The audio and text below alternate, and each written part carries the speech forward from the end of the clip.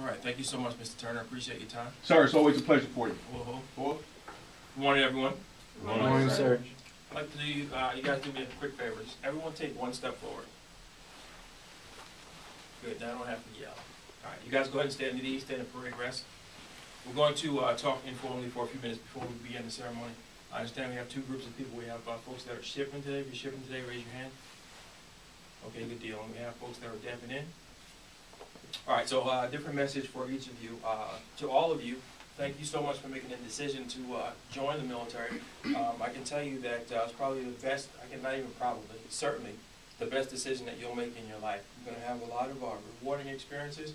You're going to have a few tough experiences, but I promise you they will serve to help build your character as you progress through your career. The process. The way it works is, for you folks that are shipping today, after I swear you in, we're going to go inside and put a copy of your contract, and you're going to head upstairs for lunch. You'll have some chow. You'll go back downstairs.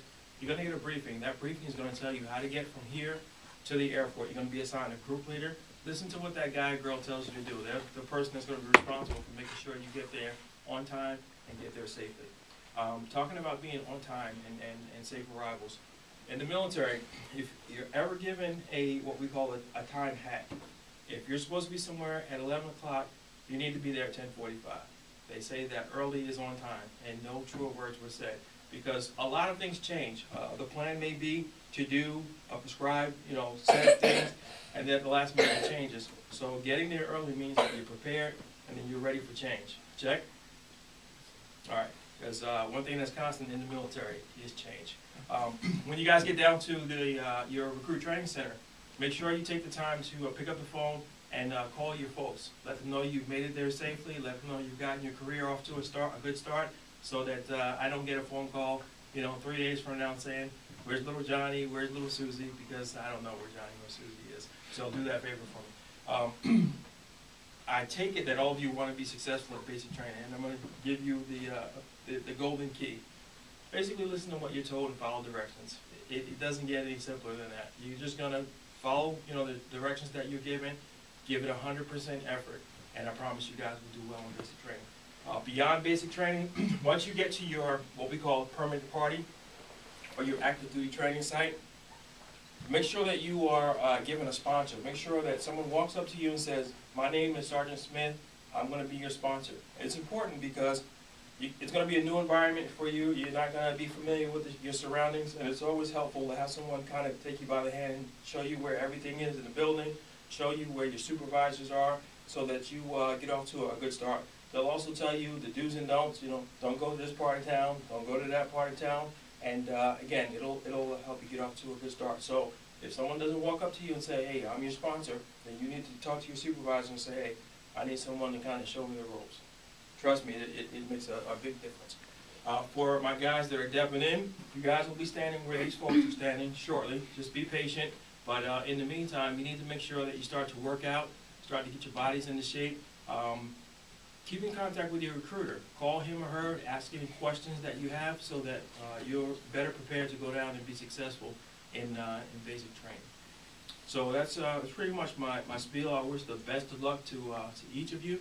And again, give it 100% effort in everything that you do, and you will have a successful military career. Check? All right, good deal. Now, I need to know if there's anyone here who's hesitant or reluctant to take the oath today. Excellent. All right, I need to know if you were all briefed on it, if you understand the DoD applicant briefing on separation policy. Yes, sir. All right, good deal. Were you made aware of the consequences of fraudulent enlistment into the armed forces? Yes, sir. Are you also aware of the restrictions on personal conduct in the armed forces? Yes, sir. And were you briefed on, and do you understand UCMJ Articles 83, 85, and 86? Yes, sir. Okay, with that said, follow my instructions. Group, attention! At this time, you will all raise your right hand, and you will simultaneously repeat after me as I administer your oath of enlistment. I state your full name. Everyone, put your hands down. Are you guys awake? And we need to do calisthenics? I want you guys to be enthusiastic. This is a very big moment for you, all right? Sound off nice and loudly. Group, attention! Raise your right hands and enthusiastically repeat after me. I state your full name. I, Dr. Miller, Do solemnly swear do solemnly swear that I will support and defend that I will support and defend the Constitution of the United States the Constitution of the United States against all enemies, against all enemies, foreign and domestic. foreign and domestic, That I will bear true faith that I will bear true faith and allegiance to the same, and allegiance to the same, and that I will obey the orders and that I will obey the orders of the President of the United States of the President of the United States and the orders of the officers and the orders of the officers appointed over me appointed over me according to regulation according to regulation and the Uniform Code of Military Justice, and the Uniform Code of Military Justice. so help me God. So help me God. You can lower your hands. You've all been affirmed into the armed forces. Give yourselves a hand.